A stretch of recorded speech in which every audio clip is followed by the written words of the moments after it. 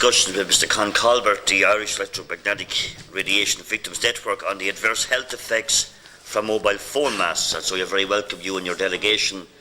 And I'll ask you to begin the presentation, and the practice here is that the presentation can run up to 20 minutes, and we'll ask you to curtail your comments within that 20 minutes. Members are then free to ask and explore further. So I'll begin by inviting Mr. Colbert. Right, okay. Thank you very much. My name is Con Colbert. I'm Secretary of the Irish Electromagnetic Radiation Victims Network, which is a group of people who are affected by radiation from mobile phone masts. And I'll read my presentation to you now. Members of IERVN wish to thank and express appreciation to the members of the committee for the opportunity to make this oral submission. This submission relates to our experiences with microwave radiation and the resulting harmful effects and the consequent reduction in the quality of our lives. The issue we are discussing here this morning is not just an Irish phenomenon, but is apparently a global one. There are people like us affected and suffering all over the world. I begin by making three quotations. The first one from the WHO. The World Health Organization states that the enjoyment of the highest standard of health is one of the fundamental rights of every human being.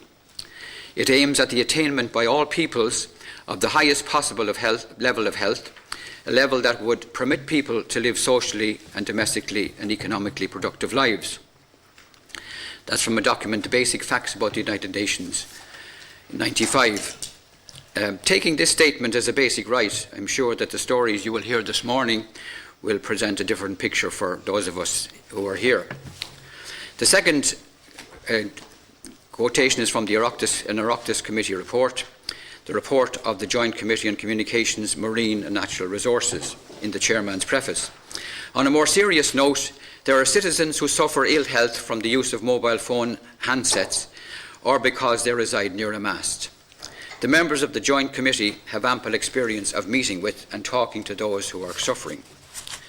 And the third one is from a group of German doctors, over 1,000 doctors, and it's from the Freiburg Appeal, and it was signed by these doctors and about 35,000 other people, many of whom are health practitioners.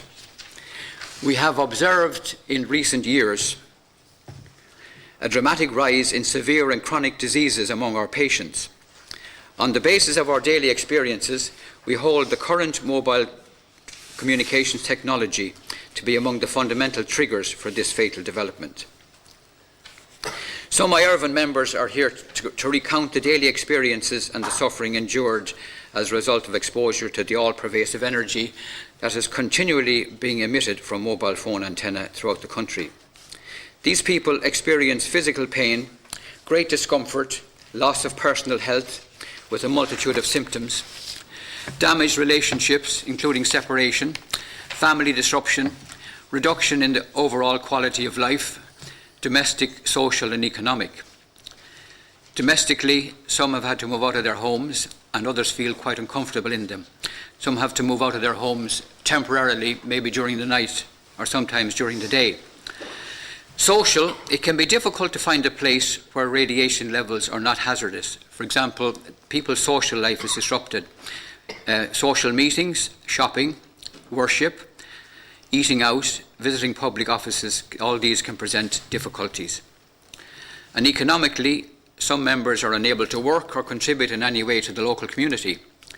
Those who can work do so part-time with reduced energy capacity. Overall, there is an absence of a sense of joy and contentment in their lives. The feeling is more likely to be one of depression, as people see no way out of their predicament.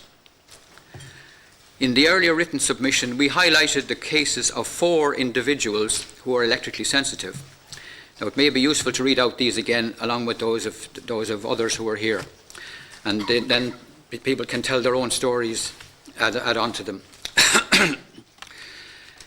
So I'll begin by just reading out a short account of Mr. Enda Dalton's experiences. He has suffered for over 20 years from sensitivity to MWR.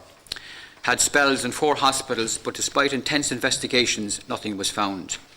Eventually, he discovered the source of the problem and took the precaution of screening his bedroom, with the result that most of the symptoms disappeared and others abated while in this room. It enabled him to get a night's sleep and awaken refreshed. He received the runaround from government departments. No department was showing any interest in taking his complaint seriously, again relying on the usual comments about there being no problem.